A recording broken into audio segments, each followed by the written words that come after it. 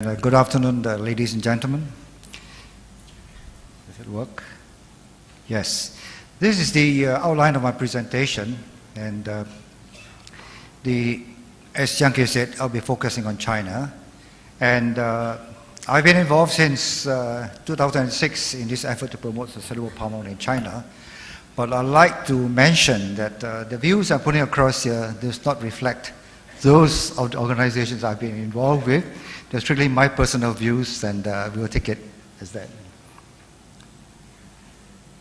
I start also with the new RSPO vision, which is to transform the market and making CSPO the market norm. That means the present production is about over 5 million tons, accounting for about just over 10% of the present total production. And so RSPO itself has a long way to go in transforming its market. And if you look at the present consumption patterns, then the three key markets, of course, is EU, China, and India. But for us to achieve RSPO's vision, it means that that's going to aim for about 100% CSPO globally. But looking at the commitments from the European market up to 2015 and so on, to me, I think the total share of the European market will be about 15%.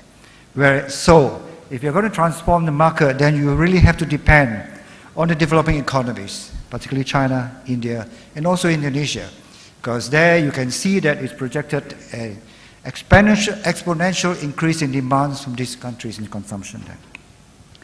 Now, last RT8, you saw this slide, which was presented by Johan, on a very ambitious projection of what is required for market transformation. What are the tipping points? And in this scenario, I think you should put a lot of emphasis on the contribution from the emerging economies. For China alone, projected demand for CSPO in the total consumption of China is by 2019, 40%. This is a huge, huge figure here. And, but a few questions I'm raising is that, are these projections realistic, number one? And if they are, is China aware of these expectations of them to contribute towards this market transformation? And even if they are aware, why should they bother? I think that's a critical question for them. And if you're going to promote and transform the market, I think the safest way is to really have a convincing business case. So do we have a business case for promoting CSPO in China?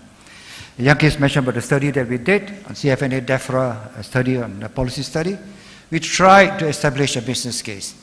It was tough. I can show you that. And the result was there was no convincing case as yet.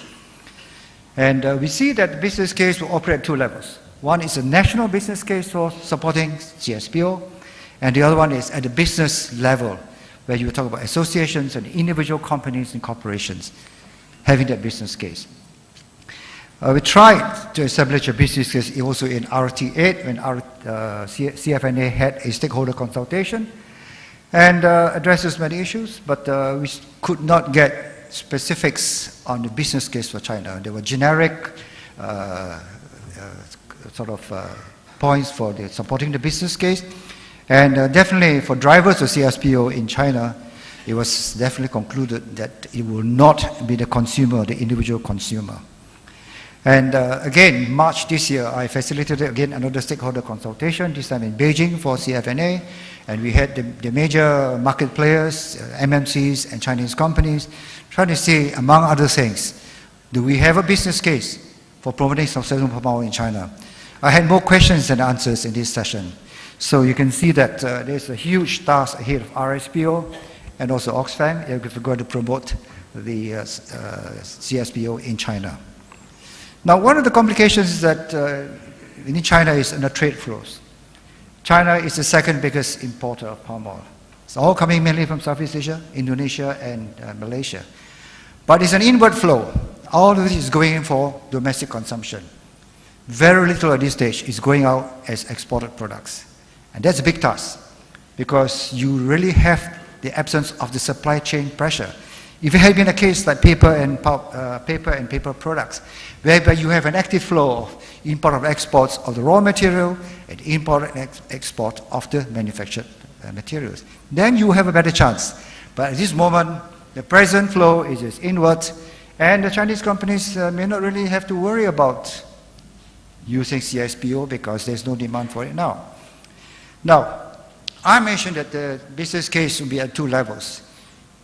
Based on the study that we did, at the company level, it's very weak. You need to have generate a lot of data to support the business case. But at the national level, I think Jonathan Porritt expressed some optimism about the commitment by the Chinese government. And it's very clear. The Chinese government has been sending the right messages at the global, national and global level. And the overall strategy for the country is that to have a harmonious society that's focused, among other things, sustainable development. It started this pursuit of a low-carbon economy, trying to build a green supply chain. And even in Copenhagen, has made very clear commitment of a 40 to 45% reduction in its carbon intensity by 2020. Now, this year is the start of the first year of the 12th 5-year plan for China. And among the 7 pillars for this plan is this one on effectively conserving resources, protecting the environment, and responding to climate change. But the challenge for RSPO is how can we get and convince Chinese government to put palm oil and CSPO into the national agenda. Now, to develop a strategy for engagement with China, I've got a number of factors which I think we should consider. One is that we must remember is a 2-pronged approach. China is often seen as being the second biggest consumer, but potentially could be a very, very big upstream producer of palm oil through investments in countries of Africa. And I mentioned earlier, critical to establish a business case. Engagement of the government is critical. I know some others may have a view that it's difficult to engage the government doesn't care, but if you don't do that, I think it will be very difficult for you to try to promote sustainable palm oil in China. And the strategy really has to go beyond outreach and awareness. Of course, the first thing we have to do is create an awareness. But if you're going to achieve this 40% by 2019, then you have to do a lot more planning, action plan with real targets and who is going to do it. By giving awareness and so on, you're not going to go very far. And what are the key messages you're going to give the Chinese markets and consumers? And also, we have to build on the existing initiatives and experience in China. On sustainability, don't assume that we are coming on a high horse to tell China what to do. They already have a lot of experience in many areas in sustainability. How do you make that relevant for palm oil? And also, we need to have a multi-stakeholder approach as within the theme of this RT, partnerships, and what role can RSPO play in this whole thing? Now, what key messages can you give to the Chinese consumers? You can see that negative messaging has worked very well on the Western consumers, as seen in these few slides here. The latest one being the Greenpeace campaign against some big companies. But will this work in China? For a start, although China is the second biggest importer of palm oil doesn't appear in the products. So the consumers are unaware of the presence of palm oil. And even if they do, and you tell them those issues, does it really make sense to them? Because the issue about orangutan is so remote from them. But if you can somehow relate it to the iconic species and say, look, somehow it may eventually come back in a boomerang to affect your panda, you may have a chance that they will listen to you. And the other thing is, how about positive messaging to China? For 30 years now, China has a one-child policy. If you can assure the consumer that what you're going to do with palm oil could assure the future of that one child, I think you're making some headways. Health and food safety is a national concern and national priority. And this is as seen in the example of the 2008 crisis on the milk crisis, whereby I think about 35,000 children were affected by this scandal. And coming to edible oils, China is more concerned about getting over this problem of gutter oil rather than CSPO. So I think that if RSPO or those who are engaging China, for the consumers, if you give them the assurance that the future of that one child is well assured rather than this one, then I think you are also making a little bit of headway. And also the WWF Bias Scorecard. It has worked very well in Europe because here you are focused on RSPO members, high impact on brands, and you have identified leaders and laggards.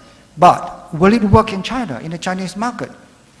The problem you have is you only have 3 RSPO members. The only 5 member you had initially, and this is relevant to Chinese brands. And is it consistent with the Chinese practices that you have now in terms of giving face, in terms of relationships, and so on? And okay, we look at consumer brands in China, the high-profile brands are still the MNCs. For instance, McDonald's has just become an RSPO member, and they are everywhere in the major cities in China. China consumer brands, which are the main ones? Okay, you've got Wilmar, with this range of the Arowana brand, is found everywhere in the supermarkets. The other major brand is Costco's Fortune brand. But if you look at the website and try to look for the ingredients, the question is, do they contain palm oil?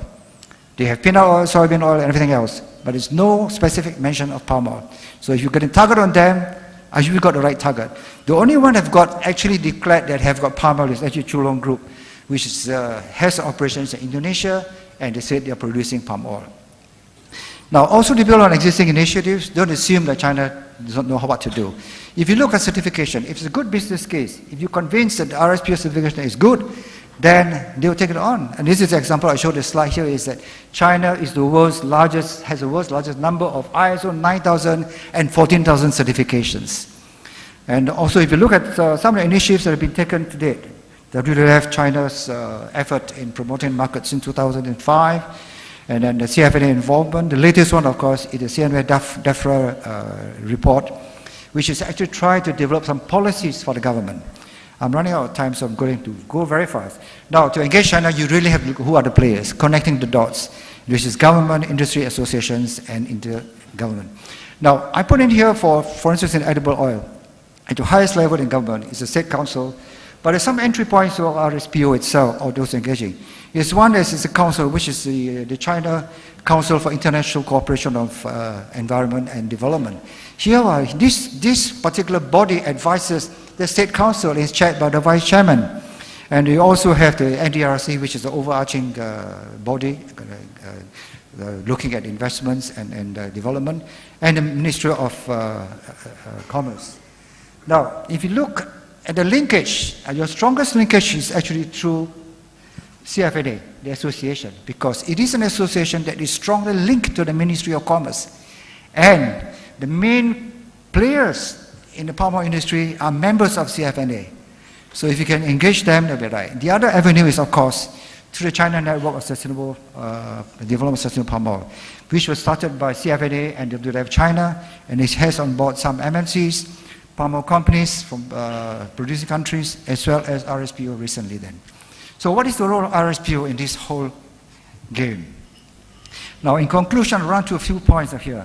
I would say that, number one is, from what you can see, that supply chain has to collectively play a role on CSPO in China, not just depending on RSPO and so on. It's a collective effort. And you need to have a clear strategy to engage China that goes beyond awareness and outreach. You must have a clear plan, you must have a clear strategy on how to achieve that 40% that you are looking for. And two levels of awareness. And two levels of awareness is that one is on palm oil. There's a very low level of awareness on palm oil itself. So, you have to convince them that palm oil is good for them, and then, of course, CSPO will follow. Clear business case, I've said. The role of the government is critical for providing the enabling environment, and MNCs in China will really have to provide the leadership. You have a high presence, people know of your commitment to 2015, but is it happening in China? And lastly, RSPO have to really make a presence in China. For instance, maybe have an RSPO liaison office in China. Thank you very much.